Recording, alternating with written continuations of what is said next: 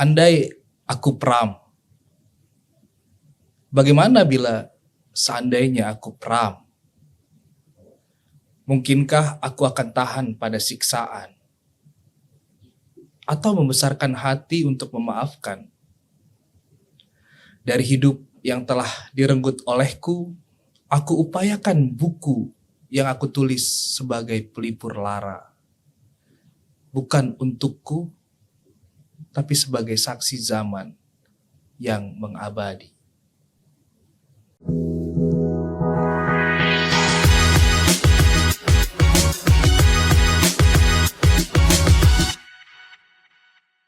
Selamat siang, Dil. Selamat siang Abang Dah.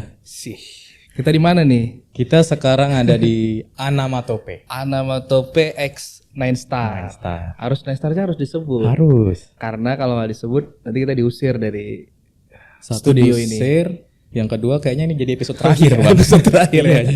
Jadi terima kasih Anamatope dan 9 Star yang udah ngundang kita buat ngebahas 100 tahun Pramudia. Iya, betul. Sahabat Pramudia Natatur. Anam Ya, Natatur. mungkin sedikit terlambat ya, tapi Terlambat 2 bulan. kok 2 bulan sih? Kan kemarin 8 Februari dia. Oh iya, belum Ya, terlambat kali. Nggak terlambat kali lah. 8 Februari itu hari lahirnya Pram. Lalu kemudian dikapitalisasi ya istilahnya ya. Terus dibuatlah sebuah acara namanya 100 tahun 100 tahun. Pram. Nah, yang menarik Pram ini kan sebenarnya lahir atau karyanya itu pada tahun 1960-an ya. Lalu kemudian baru-baru kemarin itu difilmkan di 2000 berapa ya? 2023 atau 2022 gitu, sekitar 2000-an lah ya. Betul. Yang dibuat oleh Hanung Bramantyo.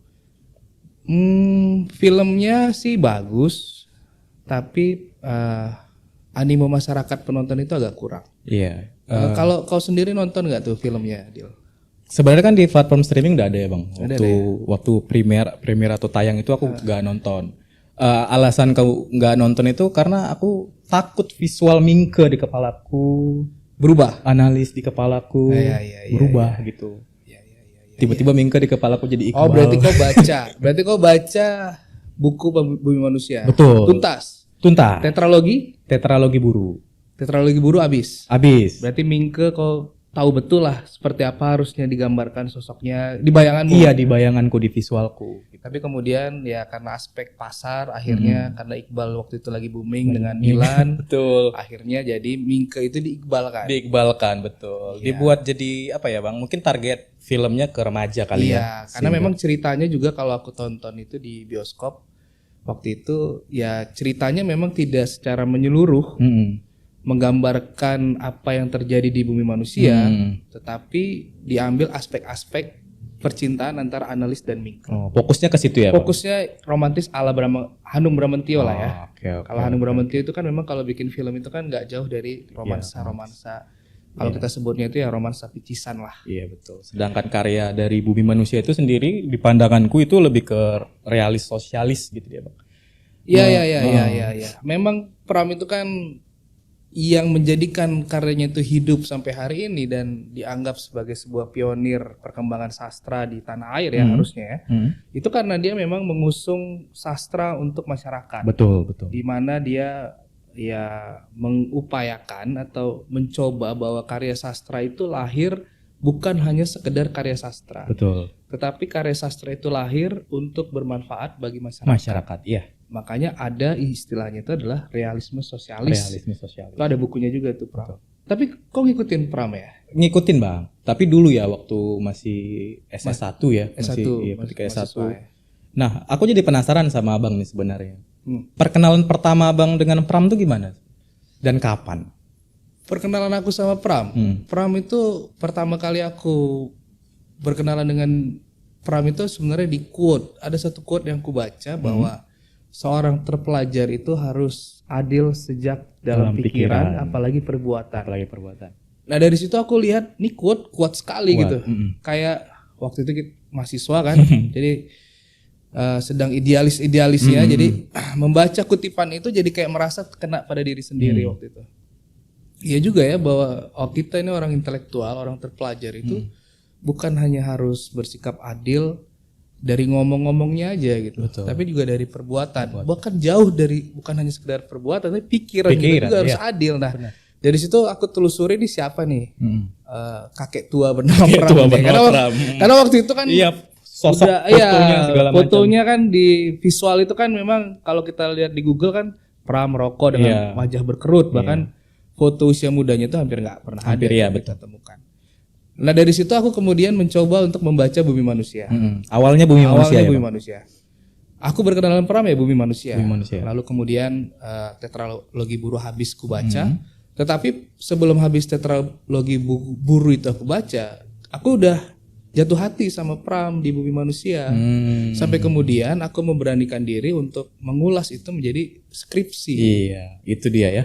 Dengan aspek sosiologi pengarang.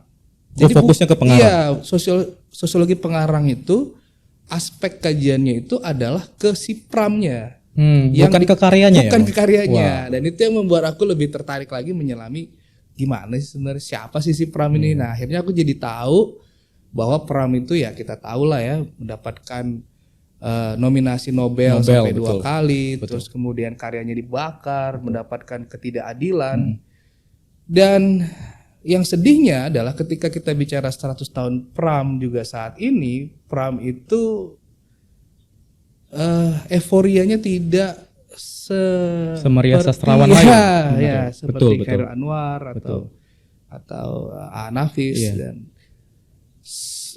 dan kegiatan-kegiatan itu dilakukan oleh orang-orang atau komunitas-komunitas yang nggak besar juga. Iya, betul. Dan nggak didukung pemerintah setahu aku. Cuman ya itu sih. Kalau kau sendiri gimana? Pertemuan pertama ya Bang ya. Dari salah satu novel. Ada beberapa novel yang kubaca sebenarnya yang menyinggung nama Pram. Oh ada ya? Ada beberapa novel yang menyinggung nama Pram di dalam novelnya tersebut. Kok beberapa kali disebut sebagus apa emang karyanya gitu Bang. Oh jadi tertrigger lah ya. Betul. Dari rasa penasaran aku cobalah baca Bumi Manusia. Gimana tuh perasaan? Awal baca ada gegar budaya gitu Bang. Mau muntah ya? Iya. Pusing ya? Pusing. Gimana ya? Di awal kan aku baca paling novel-novel pop gitu kan Bang. Tiba-tiba atau apa? Tiba-tiba membaca yang teks sosial gitu kan Bang. Di halaman pertama aku udah mulai agak bahkan sampai ada momen satu halaman ku balik lagi Bang untuk memahami maksud si penulis kan. Tapi lama kelamaan mengalir. Akhirnya kita terjebak di labirin itu ya. Betul Bang. Betul. Itulah perkenalan pertama dari sosok Pram kalau dari aku Bang. Dan Pram itu membawa aku pada tingkat estetik yang lebih tinggi. Iya betul. Jadi selektif. Selektif. Iya. Kalau ada buku kayak parameternya kayak ini ya itu yang akhirnya membentuk nilai-nilai estetis pada diri kita ya. Ya akhirnya ketika kita berkarya pun kalau aku pribadi pun jadi akhirnya kayak ngepram gitu. Iya betul. Jadi kebawa gitu ya Bang. Iya kebawa. Ya walaupun itu sebenarnya nggak salah ya, karena itu kan bagian dari proses kreatif masing-masing dari seseorang. Gitu. Berarti Pram nyampe. Sampai kalau aku menulis cerpen atau membuat sebuah dialog, naskah dan segala macam itu ya kayaknya tuh kebawa-bawa Pram. Bahkan nulis puisi juga kayaknya kebawa-bawa Pram gitu. Karena kan Pram ini terkenal dengan prosanya ya Bang. Kuat sekali dengan prosanya. Ketika kita mau coba nulis puisi ke prosa. Iya benar. Dan kerap kali mirip seperti Pram. Betul. Penggambarannya, isu-isunya, seperti itu. Kita memang kalah naknyo, tapi kita tidak sebenar-benarnya kalah. Gitu. Nyai Ontosoro, Mingke, Darsem. Iya. Nah itu juga Bang jadi pertanyaanku, mengapa di zaman sekarang kayak Abang bilang tadi kan, kok tidak semewah sastrawan-sastrawan lain seperti itu? Apakah karena ini memang ada tuh ya Bang kekiri-kirian karyanya, itu gimana pandangannya? Kalau dibilang kekiri-kirian sebenarnya ya karena memang Pram, karena aku membahas sosok pengarang Pram ya, memang dia aktif di namanya Lekra, Lembaga Kebudayaan Rakyat ya. Di mana itu afiliatnya itu adalah PKI. Partai Komunis Indonesia. Boleh lah kita sebut ya? Boleh lah, ini kan negara demokrasi. Cuman memang PKI sampai hari ini masih tergolong sebagai organisasi terlarang. Jadi kita nggak boleh pakai simbol-simbol PKI itu. Nah stigma itu yang kemudian akhirnya membuat seorang Pram sampai di penjara tanpa ada proses pengadilan. Di Orde Baru ya Bang?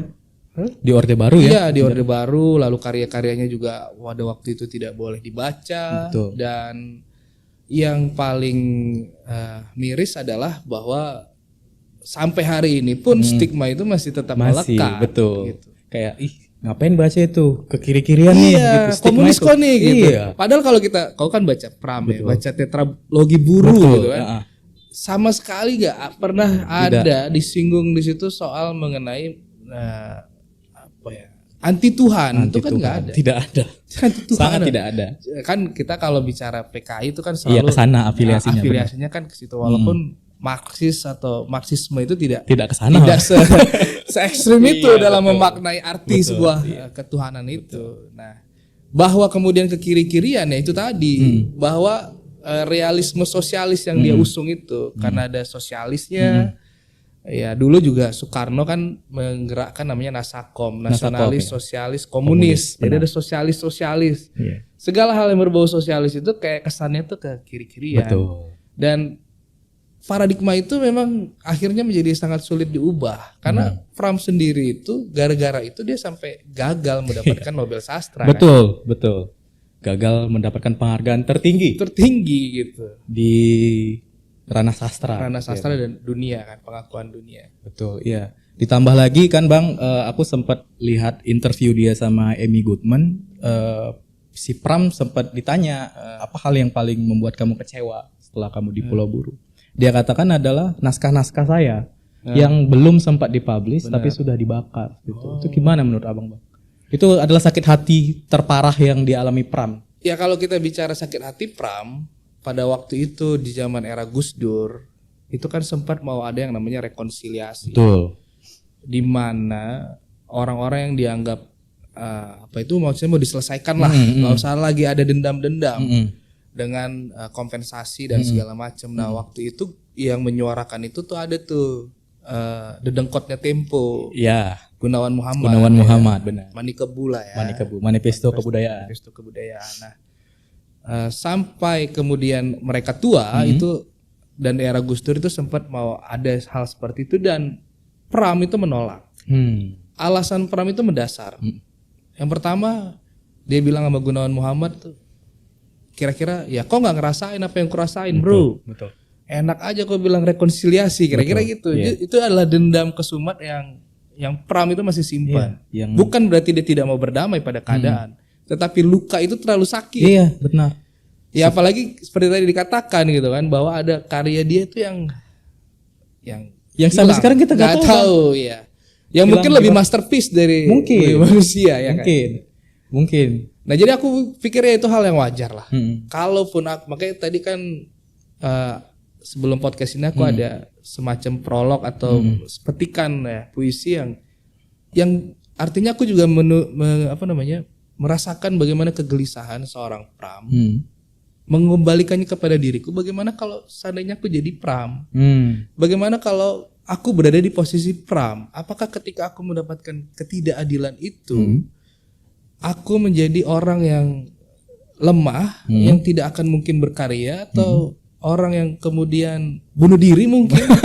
Tetapi kan Pram melakukan itu sebaliknya. Ketika dia mendapatkan tekanan itu, ketika dia mendapatkan penderitaan itu, dia memunculkan sebuah karya. Ya itu kan menurut aku sesuatu ya. Di tengah ketidakadilan yang terjadi, dia mencoba untuk mengabadikannya dalam sebuah buku dan hari ini bisa anak muda nikmati gitu. Tapi sayangnya anak muda nikmatin gak sih? Itu jadi pertanyaan Bang, karena kalau kita bisa, kalau kita tahu remaja itu menikmati kan dari postingan-postingan. Tapi sejauh ini belum ada hype itu kan Bang. Coba kita tanya, ini di depan kita ada remaja nih. Rangga, kau baca Pram nggak? Nonton filmnya. Hatta, aduh nggak yakin aku. Pram tapi nggak kau baca ya. Tapi kau tahu Pram nggak? Kau maksudnya tahu itu tidak mendalami. Beda misalnya kayak Firsa Besari ya. Kalau tahu lah itu ya dari aktivitasnya dari A sampai Z itu. Betul. Kau enggak? Oh ya itu. Ya itu. Apa mungkin karena memang sudah ada perbedaan ya Bang. Maksudnya di zaman sekarang kan konflik-konflik itu udah nggak ada lagi gitu. Atau gimana menurut Abang? Ya aku pikir balik lagi ke akarnya Pram yang sudah terlanjur terstigma bahwa dia adalah orang yang berada di bagian kiri-kirian iya benar. Yang itu yang membuat orang sekarang mulai agak berhati-hati mungkin ya. Makanya kita bahas ini juga sebenarnya kan bukan penuh pertimbangan sih, tapi ya artinya kita juga harus menyuarakan bahwa Pram itu nggak kiri ya. Enggak. Jadi ketika baca kan Bang tetraloginya terus yang bukan pasar malam dan lain sebagainya. Sebenarnya Pram tidak ke kanan tidak ke kiri. Sebenarnya dia hanya membicarakan manusia, Bang. Membicarakan manusia dengan segala problematikanya. Makanya itu kenapa buku-buku Pram itu diajarkan di Malaysia sebagai buku bahan wajib, di Belanda gitu, dan bahkan di Korea ya, Bang. Bahkan di Korea juga ada salah satu profesor nih namanya Profesor Koh yang betul-betul mendalami dan meneliti soal Pram. Mungkin lebih Pram dari orang Indonesia itu sendiri gitu kan.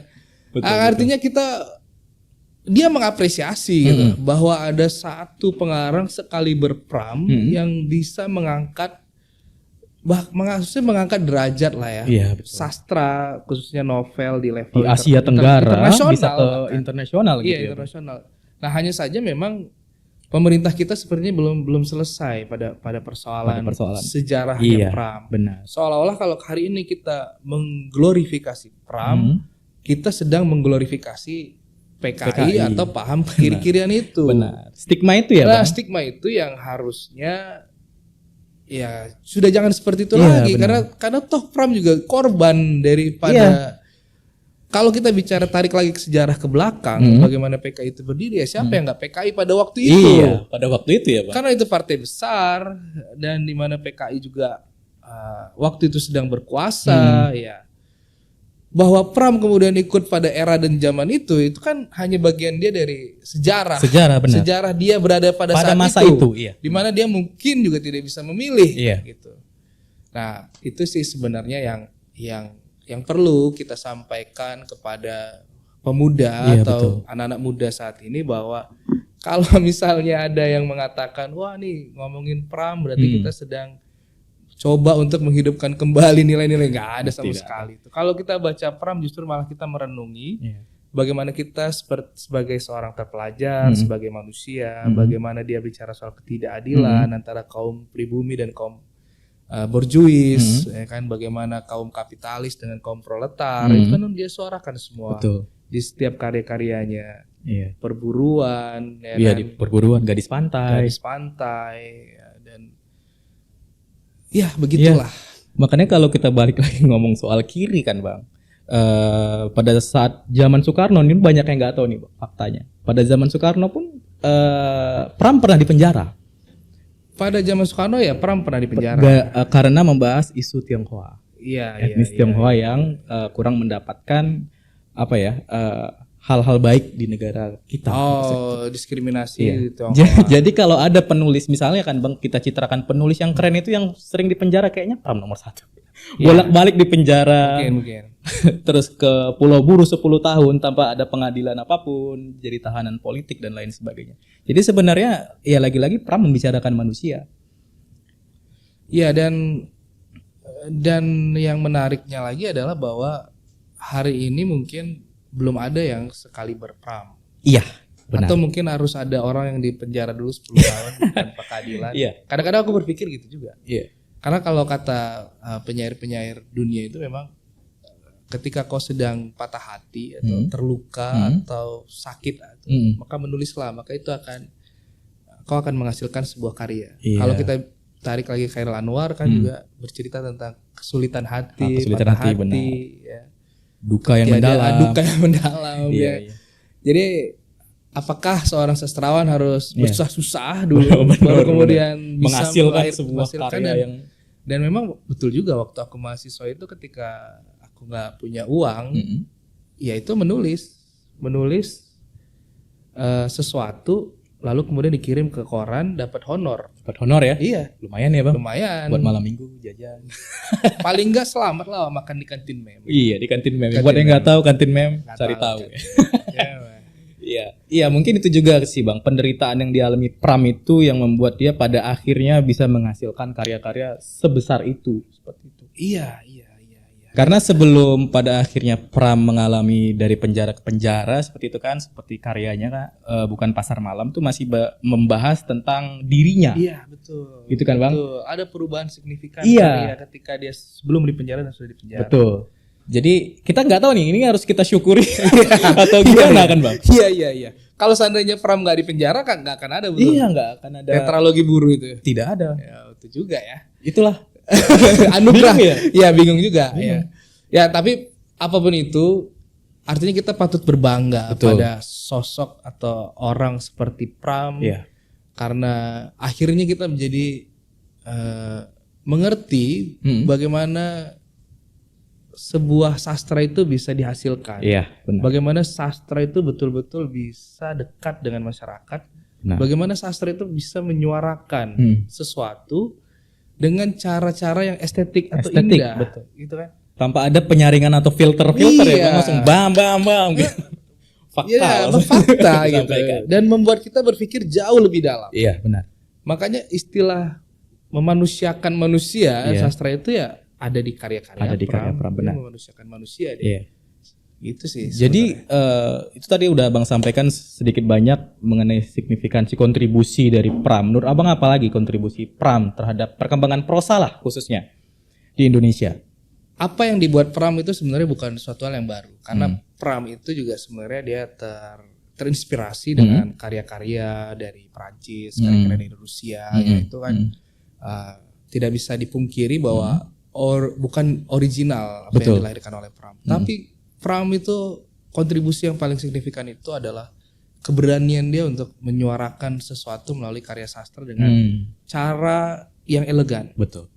Itu sih sebenarnya. Yang mungkin kita nggak bisa membanding-bandingkan dengan karya penulis lain di zaman itu ya Bang? Nggak bisa. Dia berada di level yang berbeda, benar. Dia di level yang berbeda. Iya, dia menulis sejarah sambil menulis sastra. Jadi sastranya itu fiksi, tapi itu sejarah. Di dalamnya ada. Di dalamnya ada nilai-nilai historis di situ.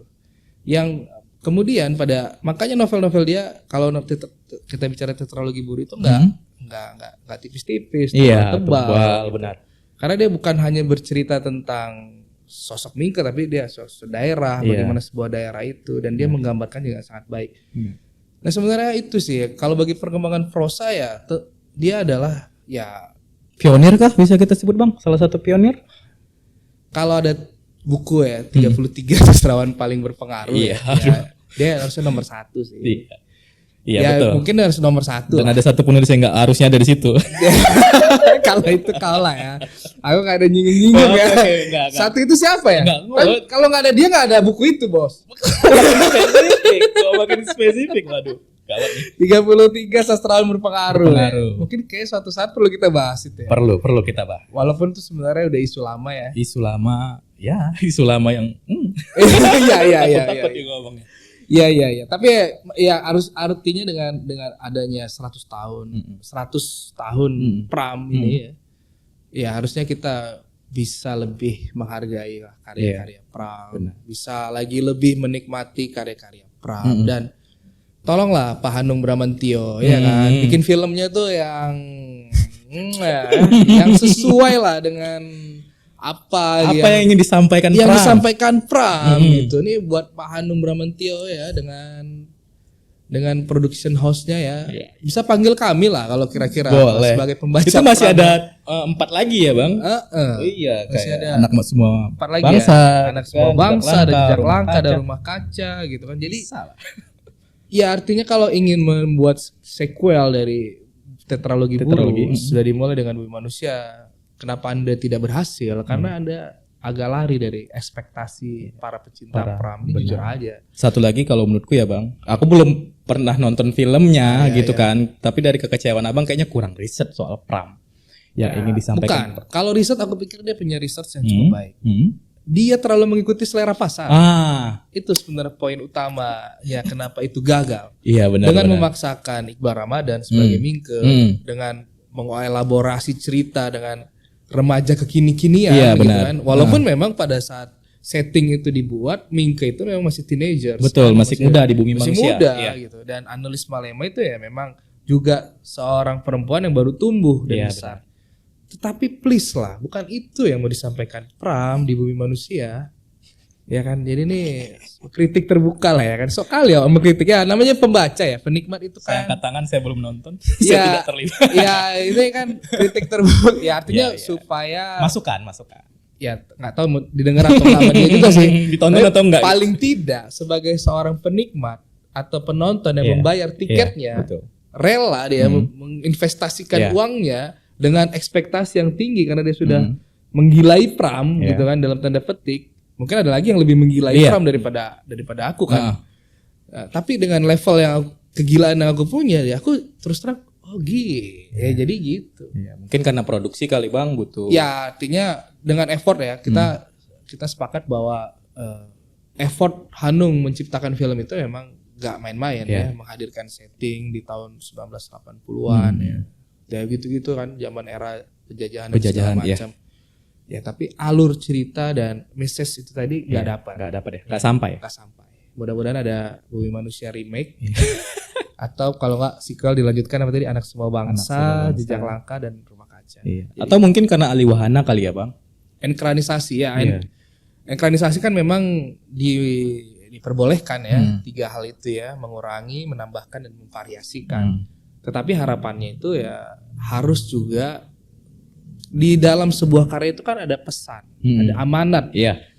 Kenapa sebuah karya itu menjadi sesuatu itu karena ada ingin yang mau dia sampaikan, ada something yang mau didengar, yang mau disebarkan melalui teks atau melalui dialog. Nah itu yang harusnya dinotis. Iya benar. Harusnya ke sana. Bumbu-bumbu percintaan analis dengan Mingke itu ada bumbu-bumbu gitu.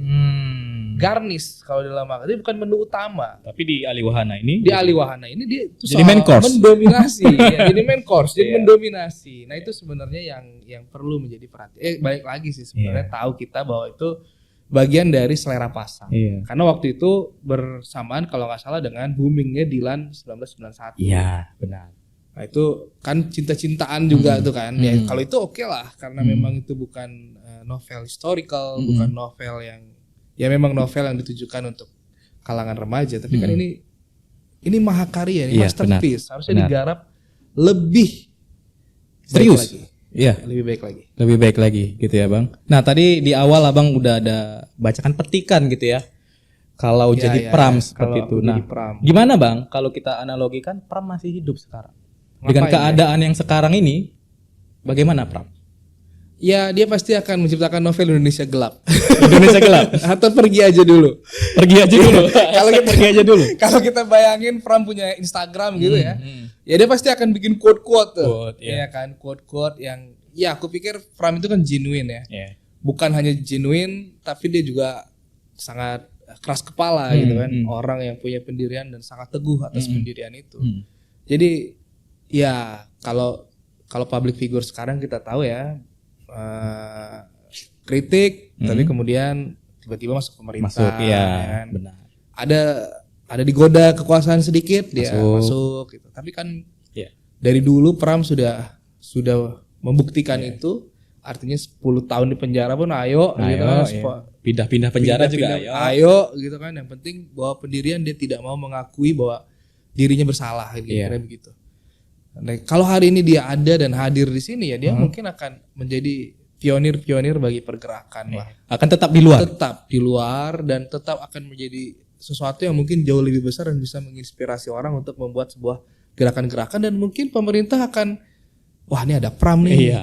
Kayaknya kita nggak perlu main-main nih gitu. Jadi semacam oposisi yang dipertimbangkan. Nah, kita berharap sih ada Pram-Pram berikutnya yang lahir. Dulu kita berharap Iwan Fals ya. Ya sekarang jadi top copy.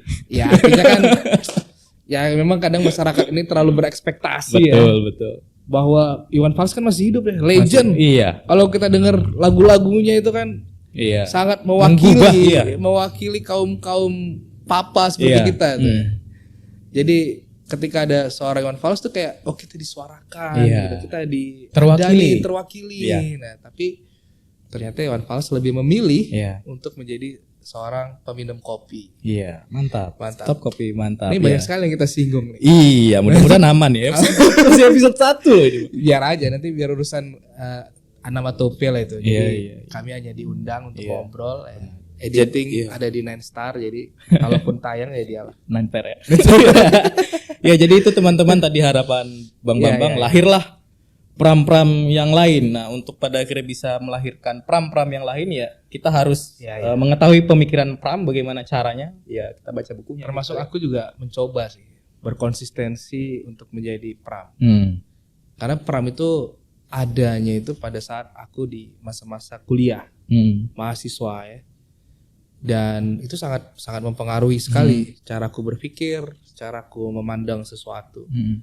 Makanya pada saat aku meninggalkan Indonesia, pergi ke Korea Selatan, Seoul, dengan segala barang bawaan yang banyak selama 6 bulan, aku bilang sama istriku untuk aku mau bawa buku Bumi Manusia itu, supaya walaupun gak aku baca lagi, tetapi dengan melihat itu aku bisa jadi aku dulu tuh seperti ini. Iya, aku tuh punya nilai-nilai yang aku dapat tuh dari buku ini. Jadi kalau aku ya kalau mau dibilang nanti Al-Qur'an jadi kayak suci sekali ya, tapi bukan Al-Qur'an lah, tapi mungkin lebih kepada pengingat gitu. Message bahwa aku pernah menggilai sebuah novel dan itu membawa perjalanan karirku yang ternyata membawa karirku yang di luar dugaan. Pada saat aku membahas pram waktu itu, Bumi Manusia, itu kan penuh perjuangan ya. Ya nanti kita cerita di segmen berbeda lah ya.